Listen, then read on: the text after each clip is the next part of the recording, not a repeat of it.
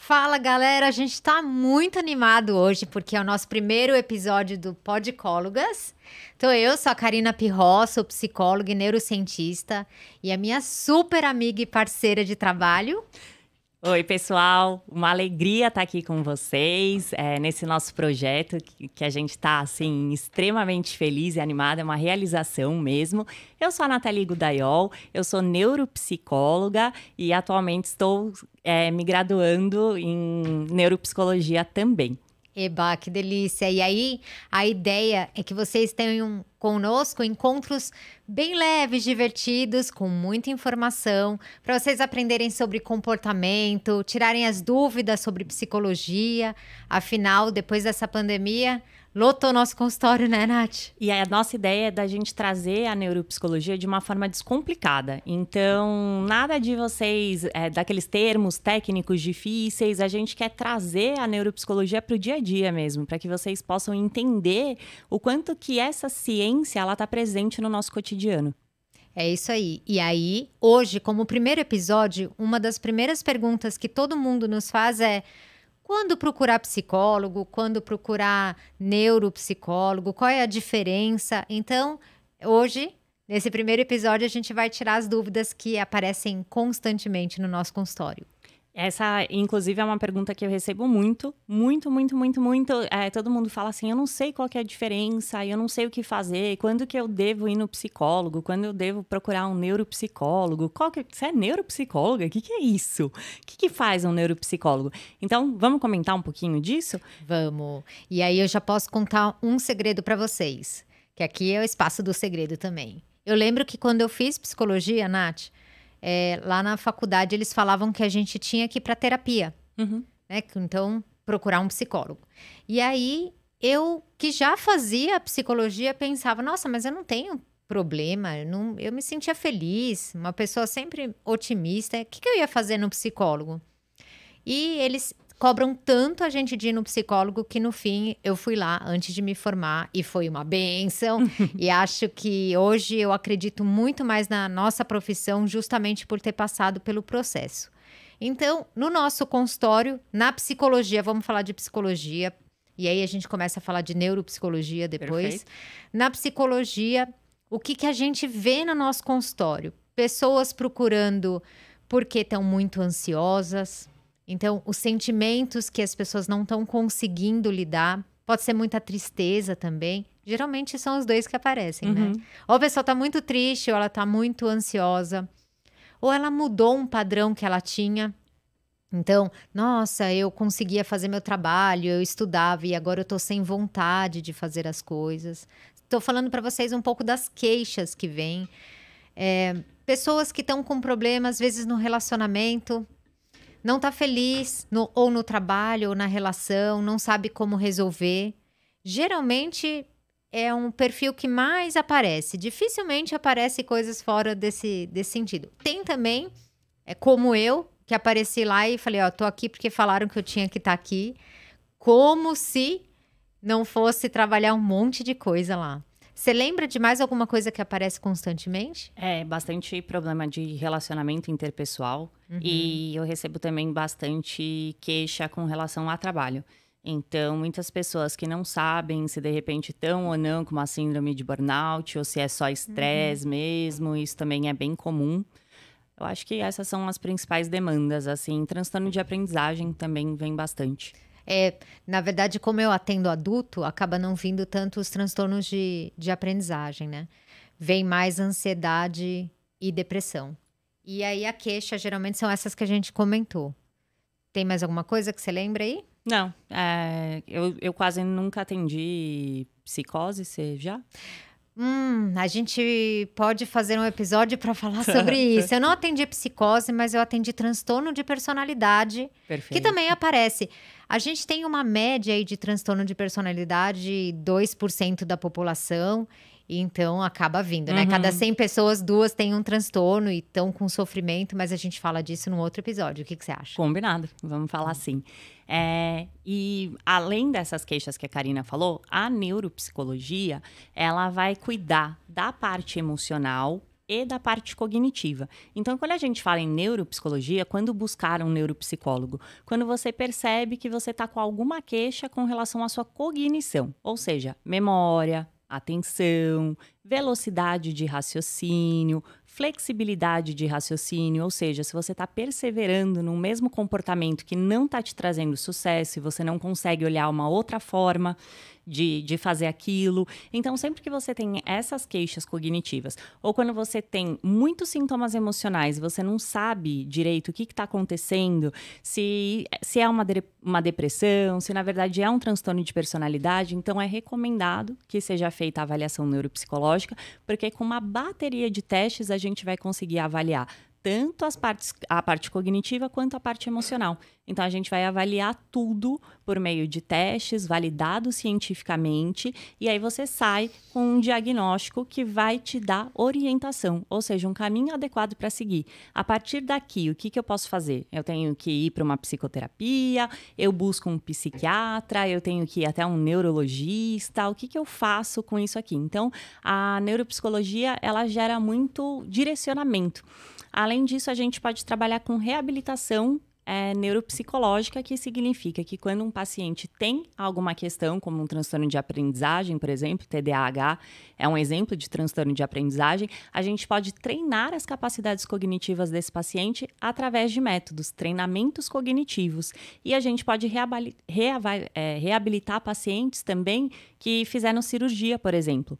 Então, um paciente, de repente, por conta de uma lesão cerebral, ele perdeu alguma das suas capacidades cognitivas e através da reabilitação a gente consegue melhorar a qualidade de vida, às vezes recuperar, às vezes recuperar parcialmente, depende de cada caso, mas é uma habilidade também, uma das vertentes da neuropsicologia. Então, a gente vai trabalhar mais com essa parte cérebro-cognição e vinculado com a parte emocional, porque não dá para separar uma coisa da outra, né? Exatamente. Eu estava pensando aqui, enquanto você explicava, dar um exemplo para o pessoal é o seguinte. Eu tenho uma paciente, por exemplo, que ela, no primeiro atendimento, ela estava com dúvida se o que ela tinha era ansiedade. Porque ela entra no banho, um exemplo que ela deu, ela entra no banho, toma banho, lava o cabelo, daqui a pouco ela pensa, nossa, eu pus shampoo? Não sei, deixa eu ver. Aí pega e lava de novo. Aí ela acaba e fala, gente, eu não consigo lembrar se eu pus shampoo. E a questão que ela tinha era a seguinte, será que eu estou com a cabeça voando, super ansiosa, já pensando no que eu vou fazer depois do banho e por isso não presto atenção? Ou eu tenho um problema cognitivo, de memória e tal.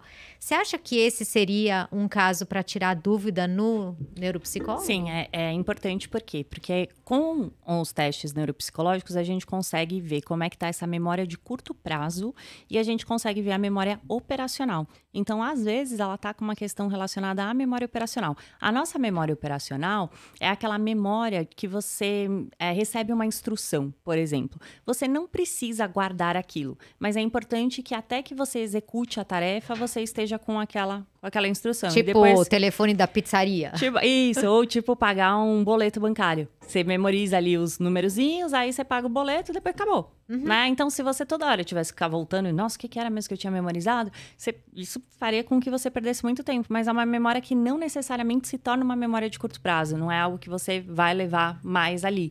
Então, pode ser uma questão dessa memória operacional, como pode ser uma questão da memória de curto prazo, mas também pode ser, sim, a ansiedade. Porque, às vezes, ela tá tão, né, fora de si, tão com um pensamento tão no futuro, que ela não tá conseguindo concentrar a atenção dela no momento exato, no aqui e no agora. Que isso é bem comum nos nossos dias atuais, né? Acho que todo mundo hoje vive isso. Exatamente. E aí vamos lembrar que nós ganhamos o certificado nacional de ser o país número 1 em ansiedade.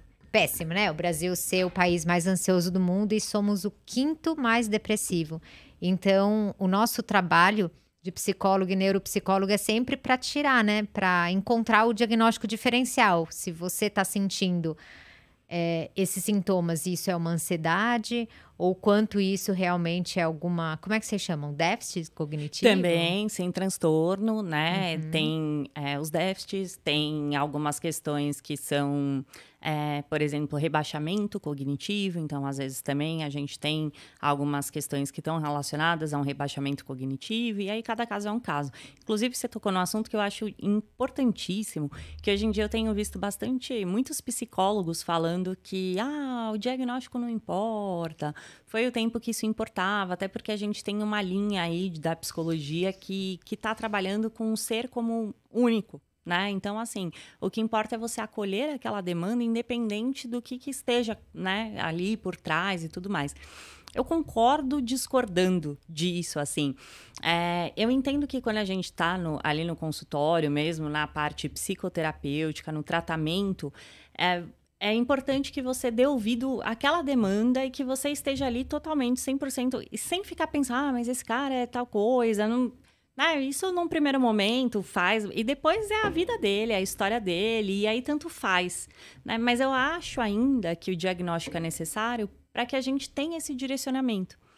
Porque, às vezes, o que acontece? Ontem mesmo eu estava falando com os pais de um paciente meu, e eu fiz um diagnóstico desse paciente juntamente com um psiquiatra de transtorno de conduta.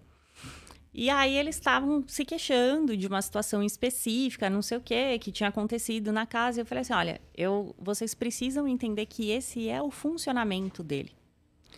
E ele vai agir porque é dele. Então, a gente precisa... Ele não tá fazendo de sacanagem, né? Então, vocês também... A gente precisa alinhar as expectativas de vocês, enquanto pais, para aquilo que vocês esperam dele. Talvez essa seja até uma conversa bacana de vocês terem juntos, né? O que ele espera de vocês e o que vocês esperam dele.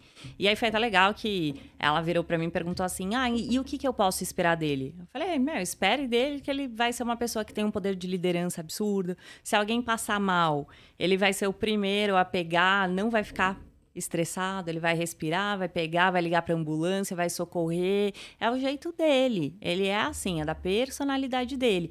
Então, eu acho que quando a gente tem determinados direcionamentos, porque talvez se a gente não soubesse que existe um transtorno de conduta ali, a gente poderia tentar ficar alterando essa forma de ser do outro que só um diagnóstico preciso é capaz de nos trazer e que nos orienta também enquanto profissionais. Então, eu entendo que a gente não deve olhar só para isso, mas acho que existem, sim, técnicas específicas e terapias específicas que ainda dependem desse diagnóstico. Até medicamentosa, né? Também. Eu concordo completamente com o que você disse. Teve uma paciente que, no primeiro atendimento, ela veio falando que ela tratava de pânico.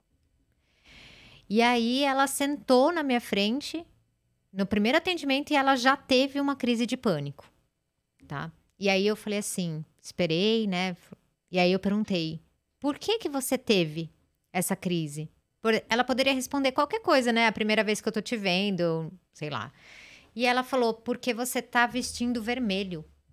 Acho que era isso, ou tinha uma almofada vermelha. Era alguma coisa com vermelho. Não é característico de pânico essa resposta, né? Eu falei, mas bem psicóloga, me fale mais sobre isso, né? E ela acabou falando, olha, quando eu olho pro vermelho, isso me lembra sangue. Quando eu penso em sangue, eu penso em HIV e eu já penso que eu tô contaminada. Nossa, tá. Seria mais um toque. Exatamente. Então, ela tava anos tratando como pânico. Acho que nunca ninguém nem perguntou pra ela o que desencadeou. Simplesmente ela fala, tô com taquicardia, não tô conseguindo respirar. E eu, por sorte, acabei perguntando pra ela por quê, o que desencadeou. E aí eu falei, nossa, isso é muito característico de toque. E aí eu fiquei conversando com ela nessa primeira sessão. Pra tirar dúvida, eu encaminhei para um psiquiatra. Era clássico, o toque dela era desde a infância, olha só. E aí, por que é importante a gente nomear o diagnóstico? Porque até então, como ela estava tratando de coisas diferentes, os medicamentos eram diferentes e ela nunca soube lidar com aquilo. Ela não sabia o que fazer. Então, você vai ficar ensinando para ela a respirar só? Então, o que eu fiz com ela? A gente pedi para ela comprar um livro sobre o toque. A gente sentou juntas, a gente leu, a gente viu como que isso acontecia com ela, quais eram as estratégias para tratamento. Nossa, hoje ela é uma pessoa, assim, completamente funcional. E eu acredito sim que o diagnóstico ajuda a pessoa a entender melhor o que está acontecendo com ela, não achar que é loucura, né? Vou até falar de um caso bem legal que você citou essa paciente. Eu lembrei de uma também que eu recebi no consultório. E essa me veio com um diagnóstico de TDAH. E ela tinha a intenção de fazer reabilitação neuro. Então, ela queria trabalhar mesmo as questões voltadas para a atenção. E aí, na entrevista inicial, a anamnese de praxe, me conta um pouquinho e tal, me falou. Tinha o diagnóstico já há 8 anos, estava com uma psiquiatra, tinha feito ali uma escala junto, tinham chego à conclusão de que realmente era um TDAH, e ela foi me trazendo algumas coisas. Segundo atendimento, não apareceu, né? Simplesmente sumiu. E aí, no terceiro, depois ela mandou uma mensagem falando que ela estava hospitalizada. E aí, no terceiro atendimento, tudo bem, não sei o quê. Começou a falar assim, então, o que aconteceu que você ficou hospitalizada, né? Ela falou assim, então eu caí. Eu fui visitar o meu namorado na cidade que ele mora, tava saindo do avião, tava muito sol, olhei pro sol e caí. Falei, e me conta o que você tava fazendo antes. E aí, foi puxando, e ela nem ia me falar, porque já tava tudo bem, tava muito sol, caiu a pressão, ela desmaiou. E ela começou a me contar que fazia 3 dias que ela não dormia. Ela estava 3 dias sem dormir, super produtiva, trabalhando sem parar, fazendo conteúdo pro TikTok, não sei o que, não. Ela é extremamente agitada. E aí eu comecei a perguntar algumas coisinhas. Falei, olha, me conta, já aconteceu alguma coisa de você, de repente, se sentir assim, né? Bom, fui investigando. Falei assim, mas faz quantos anos que você vai na psiquiatra? Ela falou, 8 anos. Eu falei, então, eu acho que é legal você dar uma conversadinha, porque pra mim você não tem depressão em TDA. Você tem bipolaridade. Bipolar, né? E os seus sintomas de TDA não são de TDA, são de bipolaridade. Mas pode estar associado? Pode estar, né? Existe, sim, pessoas que têm as duas, mas eu tem falei assim, a bipolaridade, mas né? tem. E aí, qual que é o problema de quando a gente... Porque o que aconteceu com ela? Ela foi para psiquiatra e ela começou a tomar antidepressivo. Só que a gente sabe que antidepressivo para paciente bipolar pode entrar em mania. E foi exatamente o que aconteceu. Então, uma hora o cérebro dela pifou. Porque ela tava 3 dias sem dormir, gravando sem parar, super produtiva, não sei o quê, e uma hora não aguenta. Então, ela tava numa mania muito grande, assim, e aí fui conversando, fui vendo, vó, chamo tia, era assim, algo muito nítido mesmo, e também a mesma coisa, há 8 anos fazendo um tratamento errado. Tanto que depois ela chorou e não sei o quê. Você salvou minha vida. Eu falei, não, de jeito nenhum. Só conversa, vê se ela quiser entender por que eu tô te falando isso. Mas, assim, tinha vários fatores que tava bem nítido ali. E que foi a mesma coisa também. A medicação errada fez ela entrar num momento e que, de repente, podia ter tido um AVC ali, né? Sim. Então, a gente pode falar... já que a gente está explicando um pouquinho o que faz a psicologia e a neuropsicologia, o quanto a gente pode ajudar no diagnóstico diferencial. Lógico que a gente não pega só esses casos de bipolaridade, de borderline, não é só isso, mas é uma fatia importante que vem e a gente ajuda no diagnóstico, né, Nath? E eu acho que isso ainda é muito importante, gente. Então, assim, vamos olhar para o ser como único, individual, mas não vamos descartar que o primeiro passo que a gente precisa ter é a gente entender. Porque até quando a gente fala de um problema de uma máquina, né, uma máquina que deu problema, a gente tende a entender em que lugar da máquina ela está com problema para que a gente possa mexer naquela peça. Então, vamos pensar no nosso cérebro desse jeito, metaforicamente, mas que a gente também precisa entender qual que é a engrenagem que talvez não esteja rodando adequadamente para que a gente possa quando colocar um olhinho, quando soltar um pouquinho. Isso. Posso pegar essa sua metáfora? À vontade. Eu uso isso no meu consultório e estou super feliz de ouvir, porque quando os pacientes chegam no consultório, eu falo o seguinte. Imagina que você tem o seu celular na mão e ele deu um pau.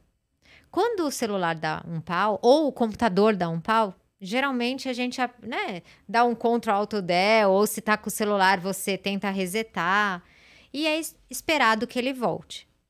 Quando não volta, a gente desliga o computador, ligou de novo, tira da tomada, daí não voltou a funcionar, a gente só sabe trabalhar com ele de forma básica. A gente não entende de hardware, de software, então a gente não sabe o que está acontecendo, a gente precisa de um especialista.